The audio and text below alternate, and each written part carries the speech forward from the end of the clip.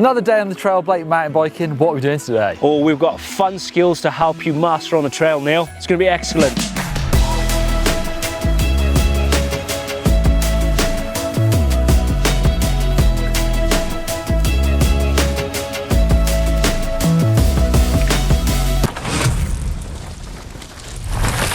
Some of us are unfortunate to have not so many natural trails around, but we ride man-made trails, which is all right. It's great. It's a place to learn. And this one is doubling up. Now you can see you got 2 rollers, 3 rollers. Now here you can progress your jumping skills and you can double up on them. If you get more confident, it's tripling up. Good fun, but moving on to something else, like that down there. Yes, just like this one right here. You can find a gap, a double, a bit like this. There's a man-made kicker there, but you got a landing on some rocky slab stuff there. Now when you're coming in quite fast. So you want to continue that speed through the trail instead of slowing down and going around it. By learning to use these gaps on the trail, it's a great way to spice it up.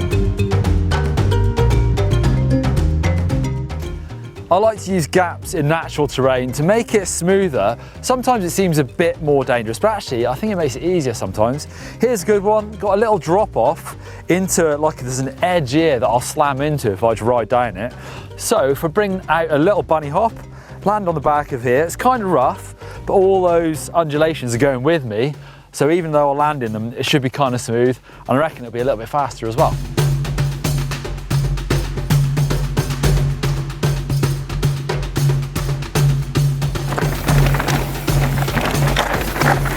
The Scandi Flick, made famous by Scandinavian rally drivers and Blake Sampson. I reckon the Scandi Flick is more about fun than function, because I'm not sure it's any faster, but it's really good fun sending the bike the wrong way to then throw you back the other way. Here we've got a nice berm on the outside to catch you, so you can really get the back wheel sent out that way. What you're really doing is committing your weight to then pull into this big right-hand berm. A lot of man-made trails involves a lot of banked turns, smooth ones, otherwise known as a berm, like that one just down there.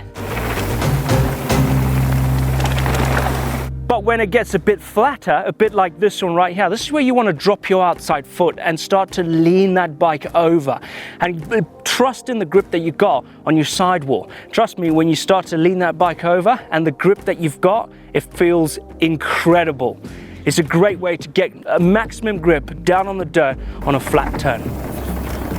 This is a really nice, flat, fast corner. Actually a little bit off camber as well if you hit this bit of an edge on the inside. So again, lean the bike over, and because I'm going so fast here and I've got a nice downhill run out, I might even take my inside foot off if I think I'm going to slide. There's no better feeling than learning how to two-wheel drift your bike. It's also going to give you really valuable lessons in how to control your bike when you lose traction, but also where to put your weight on the bike to get the most amount of grip. Quite often, if I know the corner's going to be slippy, I'll actually weight the front wheel a little bit more just so I've got more chance of staying on the thing if the rear wheel loses traction first. So the way I do that is literally bend my elbows to bring my chest lower down to the front wheel.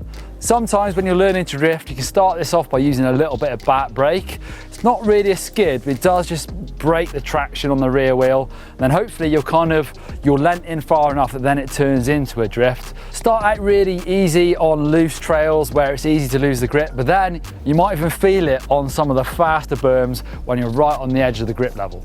Next up is a climbing skill. You might find some technical climbs have a rock step or some roots in there that you can't get up by just riding into them.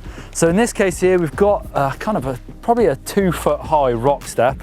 So what you need to do is come in with a bit of extra speed, because if you lose momentum here, you're going to stop and then you might even fall back down. So come in as quick as you can, get a good front wheel lift using your manual, and as soon as you get your front wheel down, that's when you need to do a hip thrust. So stand up and forward. With clips, it might be a little bit easier to pick up your back wheel as well, to try and clear up most of this step. As soon as it gets back down, you probably have to get back on the pedals to power up and over this thing. Rock steps can be quite scary, especially when you actually can't get the speed, Neil. Or when you're clipped in. That's my nemesis, going slow up gnarly like climbs. Oh, it happened to me the other day. Fell on my hips, couldn't unclip. Scandi Flick, that's my favourite. What's your favourite? Let us know. Thumbs up, like this video. See you later.